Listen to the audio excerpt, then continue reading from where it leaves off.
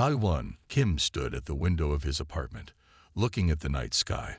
The stars shone brightly, but tonight they seemed different. Somewhere up there, alien ships waited.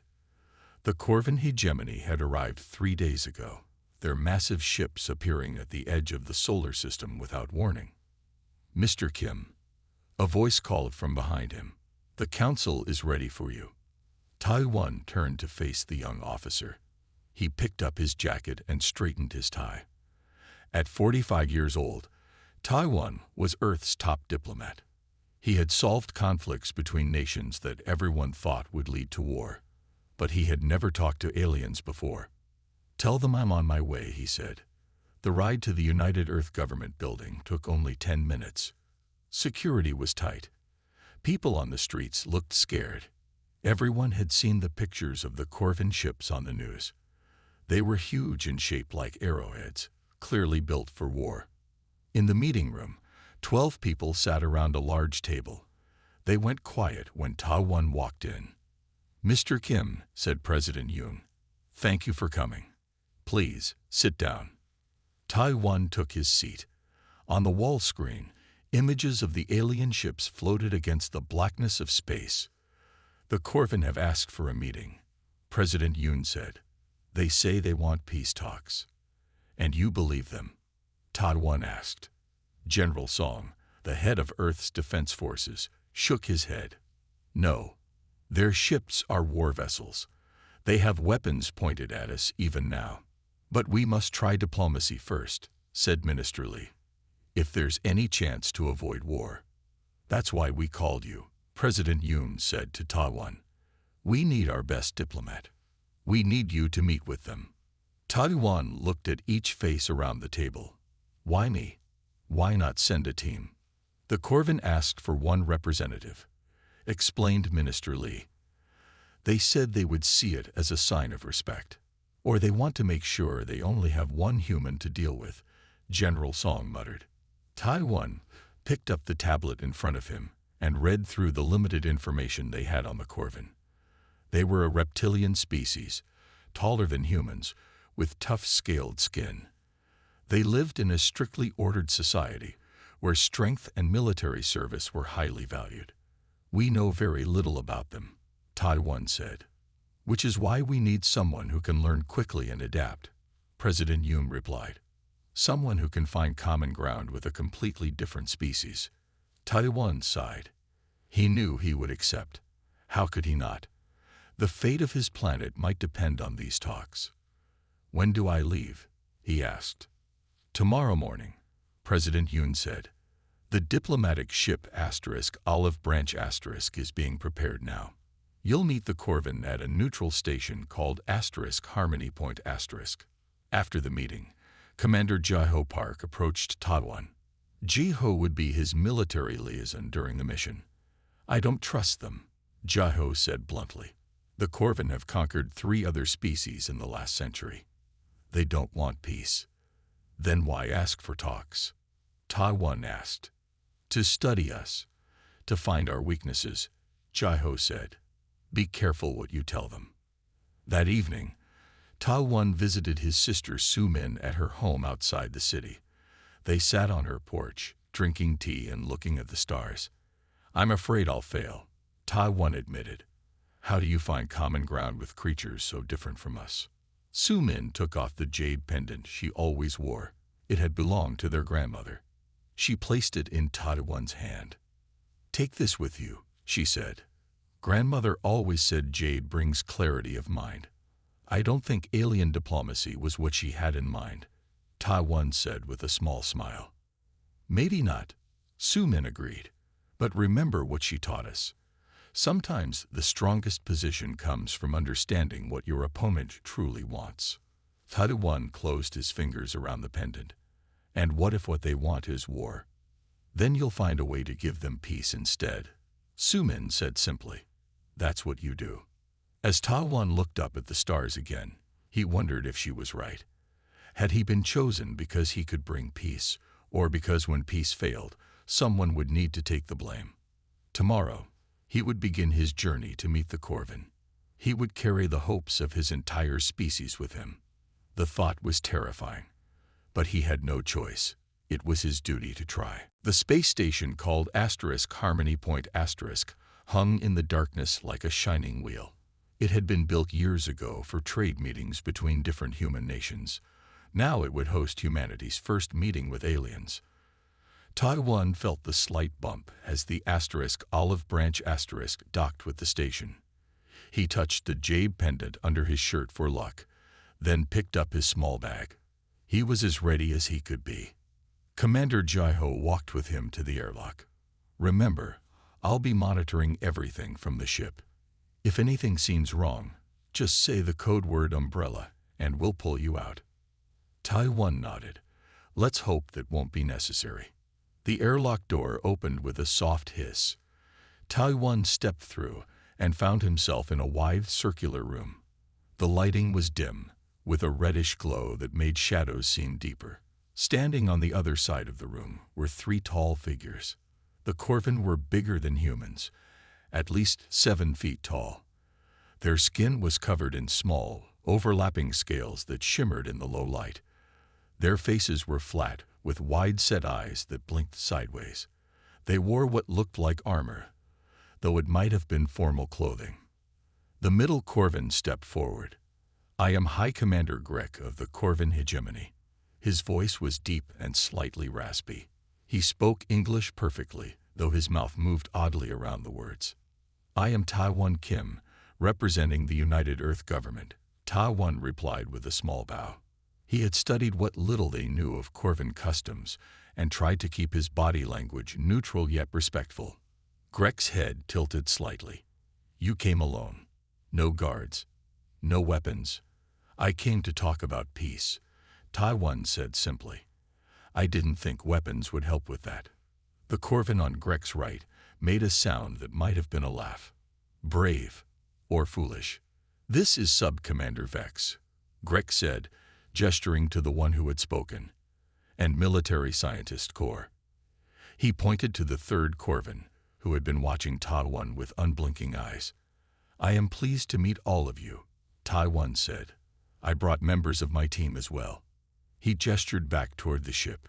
Dr. He Newley, our translator, and Min-jae Kang, our technology specialist. Hanul and Min-jae stepped forward, both looking nervous but determined. He Newell carried recording equipment, while Min-jae had brought devices to help with communication. Grek seemed surprised. "You brought so few."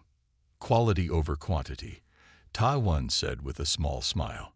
The Corvin led them to a large meeting room. The table was too high for humans, and the chairs were clearly made for Corvin bodies. Taiwan didn't complain. He had expected such difficulties. "We will begin formal talks tomorrow," Grek announced. "Today, we will show you to your quarters and allow you to rest." As they walked through the station, Taiwan noticed how the Corvin watched him. They seemed puzzled, almost disappointed. Had they expected something else? A show of force, perhaps? More humans?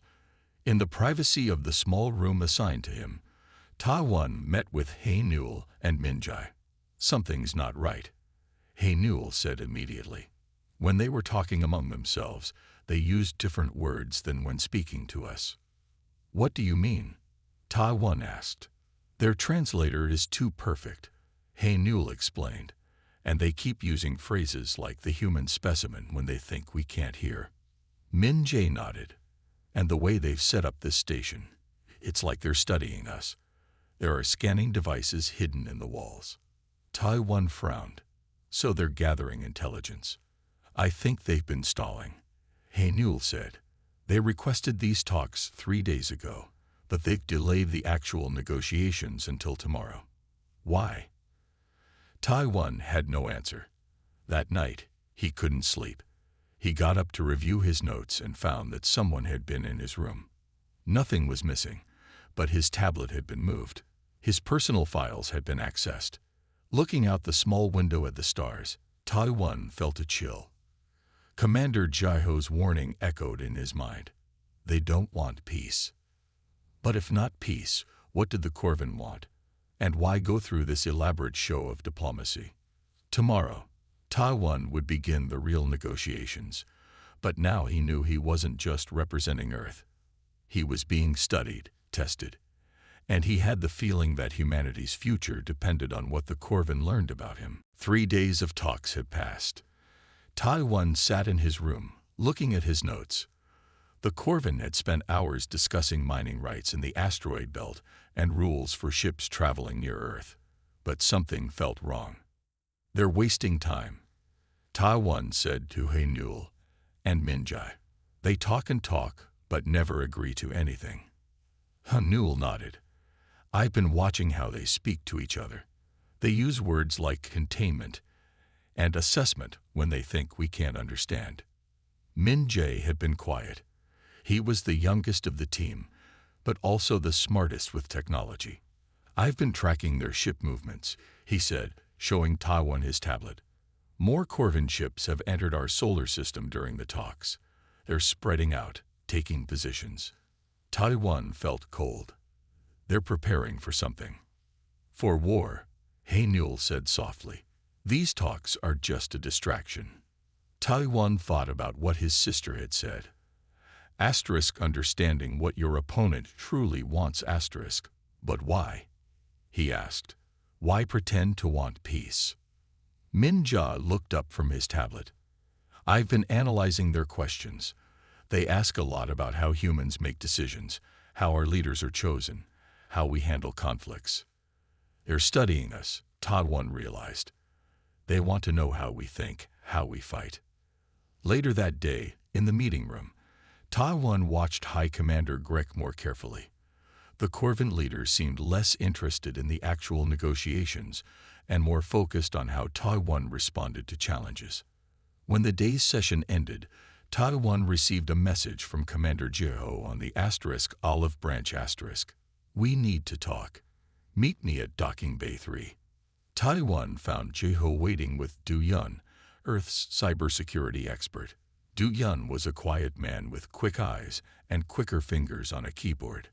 "We've picked up encrypted transmissions between Corvin ships," Jeho said. Du Yun managed to decode parts of them. Du Yun showed Taiwan his screen.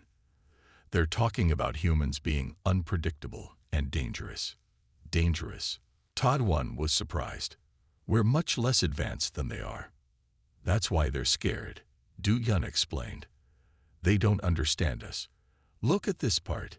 Humans must be contained before they spread further." Taiwan read the decoded messages carefully. "They've already decided to attack us," he said slowly. "These peace talks are just for show." "What do we do?" Jeho asked. "Should we leave? Prepare for war?" Taiwan thought for a moment. "No. If we leave, they'll know we've discovered their plan. We need to keep talking while we prepare." "How does talking help us now?" Jeho demanded. "Because every day they spend talking to us is another day for Earth to get ready," Taiwan said, "and because I'm learning something important about them." The next morning, Taiwan met with High Commander Grek alone. He decided to take a risk. "Your ships are moving into attack positions around our planet," Taiwan said calmly. "That doesn't seem like preparing for peace." Grek went very still. His eyes blinked sideways once, twice. "You are more observant than we expected," he said finally. "You never wanted peace," Taiwan said. "You wanted to study us before you attacked." Grek's mouth moved in what might have been a smile. "You understand more than you should, human. Perhaps your species is as dangerous as our studies suggest." "We don't have to be enemies," Taiwan said. "Real peace is possible." "Peace is a temporary state," Grek replied.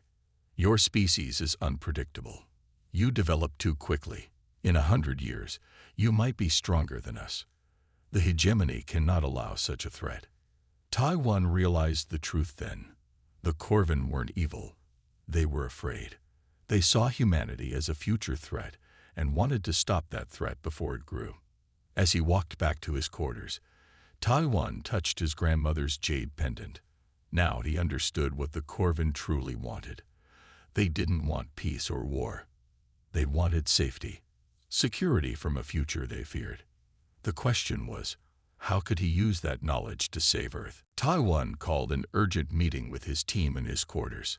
The room was small, but it was the only place they could talk without the Corvin listening. The Corvin are afraid of us, Taiwan explained. They think we're dangerous because we're unpredictable. So they want to attack us now. Before we get stronger, Jaiho said. He had joined them from the Olive Branch *. Yes, and they're using these talks to learn about us while they get ready to attack, Taiwan said. So what do we do? He Newell asked. We can't fight their ships. They're too powerful. Taiwan smiled slightly. We use their fear against them. We give them what they expect. What do you mean? Min-jae asked. They think humans are unpredictable and emotional, Taiwan said. So I'll show them exactly that. I'll act frustrated, emotional. I'll let them think they're winning. While really you're doing what? Jaiho asked. Buying time, Taiwan said. Every day we keep talking is another day for Earth to prepare defenses. Taiwan turned to Do-yun. Can you send encrypted messages back to Earth without the Corvin detecting them? Do-yun nodded. Yes, I can hide them in our regular reports. Good. We need to warn Earth about what's coming. Taiwan looked at each person in turn. And we need to feed the Corvin false information about our military capabilities. You want to trick them? He Newell asked. I want them to think they know more than they do, Taiwan explained. If they attack expecting one thing but find another, it gives us an advantage. The next day, Taiwan began his plan. In the meeting with the Corvin, he acted increasingly frustrated. He raised his voice. He paced around the room. He let papers fall messily on the table. These demands are impossible, he said loudly at one point, slamming his hand on the table. Earth will never agree to them. High Commander Grek watched with interest. The other Corvin exchanged looks that seemed pleased. Perhaps we should take a break, Grek suggested. Humans seem to need emotional rest. Fine. Taiwan snapped and walked out. Back in his room, he smiled. The act was working. Meanwhile, Do-yun was sending detailed messages to Earth about Corvin ship positions and weapons systems that Min-jae had secretly scanned. Each night, Taiwan met with a new member of his team, Hyunwoo, who had arrived quietly on a supply ship. Hyunwoo had been a psychological warfare specialist before becoming a diplomat. He helped Taiwan perfect his act. Show weakness where they expect it, Hyunwoo advised, but hide strength where they don't look. For the next week, Taiwan played his role perfectly. The Corvin began to talk more freely around him. Thinking he was too emotional to notice details, they revealed more about their ships, their plans, their weapons. All of this information went straight back to Earth. In their private meetings, High Commander Grek became almost friendly, believing he was manipulating Taiwan. Your species is interesting, Grek told him one evening. You feel things so strongly. It makes you creative, but also weak. We're not weak, Taiwan said, pretending to be offended. Of course not, Grek said soothingly. Just different. Your emotions cloud your judgment. Taiwan lowered his eyes, as if hurt. Maybe you're right. Later, he reported this conversation to his team. They believe their own story about us, he said. They think our emotions make us easy to predict and control. That's their mistake, Jaiho said with a grim smile. Yes, Taiwan agreed, touching the jade pendant under his shirt. And it might be the one thing that saves us. The next day, Earth sent a coded message. Defense preparations were underway. New weapon systems were being deployed. The planet was getting ready. How much more time do we need? Taiwan asked Jaiho. Another week, at least, Jaiho said. Can you keep this act going that long? Taiwan nodded. I can. But I don't think the Corvin will wait much longer. They're getting ready to make their move. Then we need to be ready when they do, Jaiho said. Taiwan looked out at the stars. Somewhere out there, Corvin ships were moving into position to attack his home. But they didn't know what humans were truly capable of when threatened. They would learn soon enough. 3 weeks had passed since the talks began. Taiwan knew time was running out. The Corvin ships had stopped moving into new positions. They were ready. That morning, as Taiwan prepared for the day's meeting, He Newell rushed into his room. They'd prepared a new document, she said, her voice tight with worry. They're calling it a final peace proposal, but from what I've heard, it's more like surrender terms. Taiwan nodded. So today is the day. He touched the jade pendant and thought of Earth, of his sister Su Min, of all the people counting on him. He had done everything he could to prepare. Now they would see if it was enough. The meeting room felt colder than usual. High Commander Grek sat with 5 other Corvin officials. They all looked formal and serious. We have prepared a final agreement, Grek announced as soon as Taiwan sat down. We believe it will ensure lasting peace between our peoples. A Corvin aide handed Taiwan a tablet. He read the document slowly, keeping his face calm despite the shocking turns. Asterisk Earth must disable all defense systems. Asterisk. Asterisk Corvin ships will be stationed in Earth orbit. Asterisk. Asterisk all human space travel must be approved by Corvin authorities. Asterisk. Asterisk Corvin officials will oversee Earth's government. Asterisk. It wasn't a peace plan. It was a demand for Earth to give up its freedom. Taiwan put down the tablet. He took a deep breath, then looked directly at Grek. No, he said simply. The room went very quiet. The Corvin seemed surprised. They had expected him to be upset, to shout, to plead. Instead, he was calm. This is not acceptable, Taiwan continued. Earth will not surrender its freedom. Grek's eyes narrowed. These terms are not negotiable. Then there is nothing more to discuss, Taiwan said, standing up. Sit down, human, Grek said, his voice hard. You do not understand your situation. Taiwan remained standing. I understand perfectly. You never wanted peace. You wanted submission. Grek stood too, towering over Taiwan. Your choice was never between peace and war, human. It was between submission and extinction. As if on cue, the lights in the room changed to a deep red. Alarms began to sound. Corvin ships are moving, the voice announced over the speaker. Battle stations. Grek looked at Taiwan with what seemed almost like regret. We gave you a chance to save your people. No, Taiwan said quietly. You gave us time to prepare. For the first time, Grek looked uncertain. What do you mean? While you were studying us, we were studying you, Taiwan explained. Every ship position, every weapon system, every weakness. 2 Corvin guards entered the room. Take the humans to the holding cells, Grek ordered. As they were led away, He Newell whispered to Taiwan, Did you know it would end like this? Not exactly, Taiwan admitted. But I knew they feared us too much to ever truly want peace. The holding cell was small but comfortable. Taiwan, He Newell, Min Jai, and Hyunwoo were locked inside together. Only Du Yun was missing. He had returned to the asterisk olive branch asterisk earlier with Commander Jio. What happens now?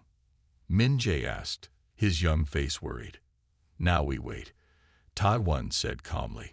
The Corvin think they know what to expect. They think humans will panic, that our defenses will be disorganized. But they're wrong, Hyunwoo said with a small smile. Yes, Taiwan agreed. Earth has been preparing for 3 weeks. Every bit of information we sent back has helped them get ready. Through the small window in their cell, they could see distant flashes of light in space. The battle had begun. Do you think Earth has a chance? He Newell asked softly. Taiwan touched the jade pendant. I do. The Corvin are stronger, but they've underestimated us. That's their weakness. And if they win? Min Jae asked. Then we keep fighting, Taiwan said firmly. Humans don't give up easily. That's something else the Corvin don't understand. As they watched the distant battle, Taiwan thought about what his grandmother had once told him. Sometimes the strongest position comes from understanding what your opponent truly wants. The Corvin wanted a quick victory over a weak enemy. They were about to learn how wrong they were. From the small window in their cell, Taiwan and his team watched flashes of light in the distance. The battle for Earth had begun. Hours passed with no news. Suddenly, the doors slid open. A Corvin guard stood there, weapon ready. "You, human leader, come with me," he ordered, pointing at Taiwan. Taiwan gave his friends a reassuring nod and followed the guard.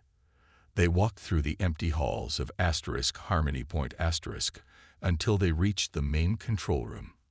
Inside, High Commander Grek stood before a large screen watching the battle. "Look," Grek said, pointing to the screen. "Look at what your stubbornness has caused." Taiwan stepped forward. On the screen, he saw Corvin ships firing at Earth's defenses. But something was wrong. The Corvin ships were having trouble. Many were pulling back. Some appeared damaged. "Your ships are taking heavy losses," Taiwan said, trying to hide his surprise. Grek turned to him, eyes blinking rapidly, and what Taiwan had learned was a sign of anger. "How?" Grek demanded. "How did your people know where to target our ships? How did they know the weakness in our shield systems?" Taiwan said nothing. He didn't need to. The information his team had sent back to Earth had been put to good use. "Your weapons are more advanced than our reports showed," Grek continued. "Your defense systems are different. You deceived us." "No," Taiwan said calmly. "We adapted. That's what humans do best." On the screen, Earth's smaller ships moved quickly between the larger Corvin vessels. They fired at specific points, the weak spots in the Corvin shields that Min-jae had discovered during his scans. "I don't understand," Grek said, his voice quieter now. "Our intelligence said humans were divided, disorganized, easy to defeat." "You studied our past," Taiwan explained. "You saw our conflicts, our disagreements, but you missed something important." "What?" Grek asked. "When humans face an outside threat, we unite," Taiwan said. "Our differences become our strength. We think differently, fight differently. It makes us unpredictable." As they watched, a message came through from the Corvin fleet commander. The attack on Earth was failing. Human defenses were too strong, too well prepared. The element of surprise was lost. Grek turned to Taiwan with new understanding in his eyes. "You never expected peace. You were preparing for our attack all along." "I hoped for peace," Taiwan corrected him. "But I prepared for war. That's another thing humans are good at, hoping for the best while planning for the worst." Back in the holding cell, Taiwan's friends were trying to find a way out. Min-jae had found a panel near the door and was working to open it. Haenul and Hyunwoo kept watch. "Almost there," Min-jae whispered. "If I can just bypass this circuit." The door suddenly slid open. They jumped back, expecting guards. Instead, they saw Du-yun standing there with a Corvin weapon in his hands. Quickly, Du-yun said, "We don't have much time." "How did you get here?" Haenul asked as they hurried into the hallway. "Commander Jaiho's team boarded the station an hour ago," Du-yun explained. "We've taken control of the docking bays." "Where's Taiwan?" Hyunwoo asked. "We tracked him to the main control room," Du-yun said. "Jaiho's team is heading there now." They made their way through the station, avoiding Corvin patrols.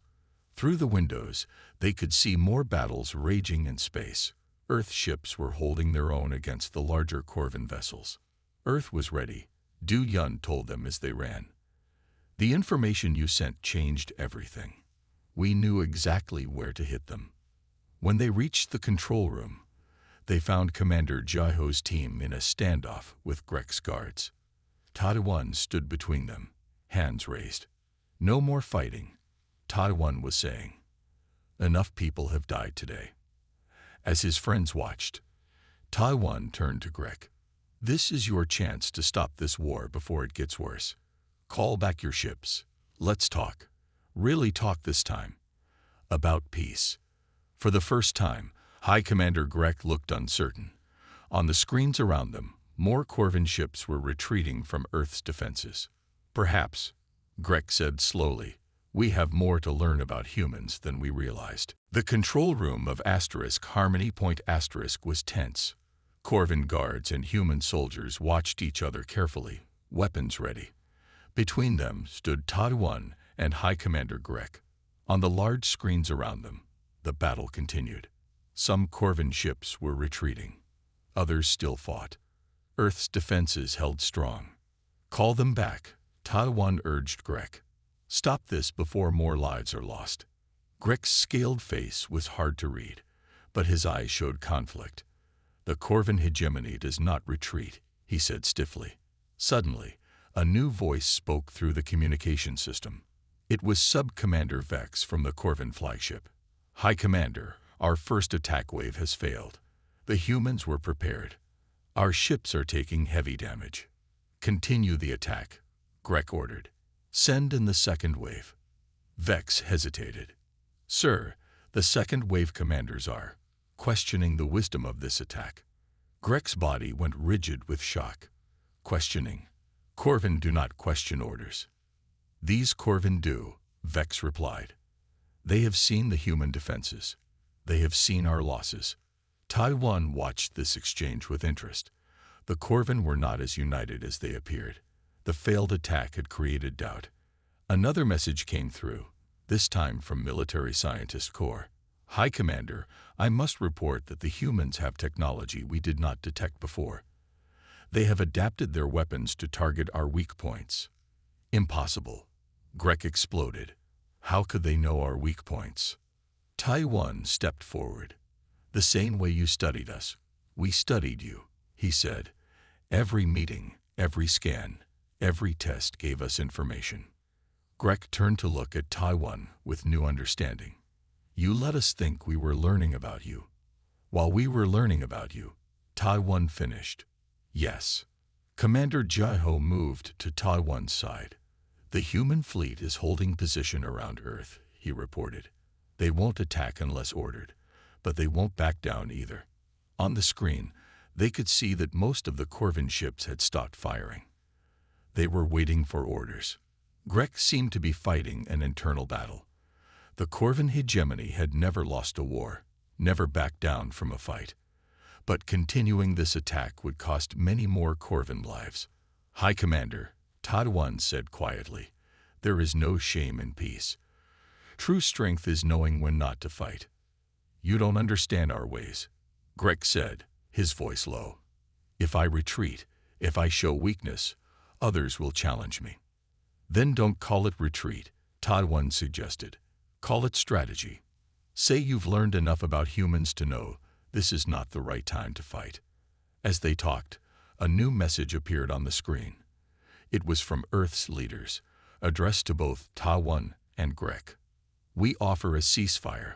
If Corvin ships withdraw to the outer solar system, we will not pursue. We remain open to real peace talks when both sides are ready. The room was silent as Grek read the message. Finally, he turned to Vex on the screen. Order all ships to stop firing, he commanded. Pull back to the agreed position. We will reconsider our approach to the humans. Taiwan felt a wave of relief wash over him. The immediate danger was past. Earth was safe, at least for now. You fought well, Grek said to him. Better than we expected. We didn't want to fight at all, Taiwan replied. But we will always defend our home. Over the next few hours, the Corvin ships pulled back. Both sides counted their losses and tended to their wounded. Harmony Point became truly neutral ground again as Corvin and human medical teams worked side by side. In a quiet corner of the station, Taiwan sat with Hainul, Minjai, Du Yun, and Hyunwoo. Is it over? Minjai asked. The fighting is over for now, Taiwan said. But we still have a long way to go. What do you mean? Hainul asked. Taiwan touched his jade pendant. The Corvins still fear us. Fear leads to hatred, and hatred leads back to war. We need to find a way to build trust. After all this, Du Yun looked skeptical. How? By understanding what they truly want, Taiwan said. Security. Safety for their future. If we can show them that peace with humans offers that better than war does, then we might have real peace.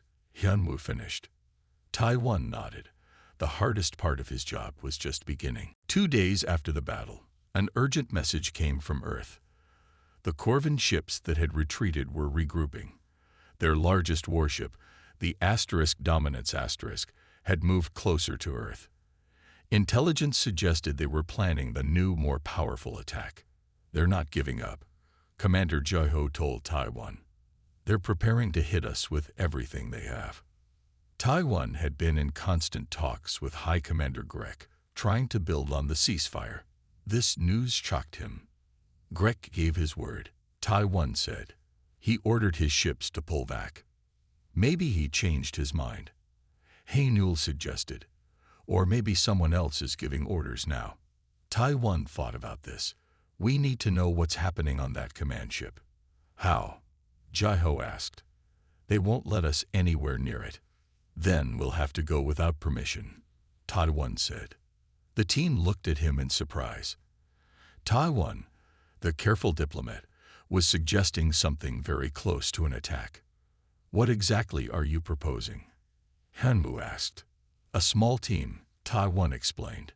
Just a few of us. We take a fast ship, dock with the Dominance and find Grek. I need to talk to him face to face. That's suicide, Jae-ho said flatly. Their ship is huge. It's full of Corvin soldiers. You'd never make it to Grek. We would if we had the right help, Taiwan said, looking at Min-jae. Min-jae understood immediately. I can create a distraction in their systems. Make them think there's a problem in one section while you enter through another. It's still incredibly dangerous, Jae-ho warned. More dangerous than letting them attack Earth again. Taiwan asked. This time they'll be ready for our defenses. They'll adapt, just like we did. In the end, they agreed. A small team would go, Taiwan, Jae-ho, Hyunwoo, and 2 of Jae-ho's best soldiers. Min-jae and Hae-Nul would stay on the Olive Branch to coordinate the technical aspects of the mission. Du Yun would return to Earth with a warning about the possible attack. They took a small fast ship called the Swift. It was designed for speed, not fighting. Their plan relied on surprise, not force. As they approached the massive Corvin command ship, Min-jae triggered his program. Alarms blared on one side of the Dominance while the Swift docked quietly on the other side. We have maybe 20 minutes before they realize what's happening, Jae-ho said as they entered the Corvin ship. Let's move. They moved quickly through the corridors, avoiding Corvin patrols when possible, stunning them with non-lethal weapons when necessary. Min-jae's voice guided them through their earpieces, directing them toward the command center where Grek was likely to be. 2 corridors ahead, then up 1 level, Min-jae said. But there are a lot of Corvin in that area. We'll have to risk it, Taiwan said. We're running out of time. They turned the corner and found themselves face to face with 10 Corvin guards.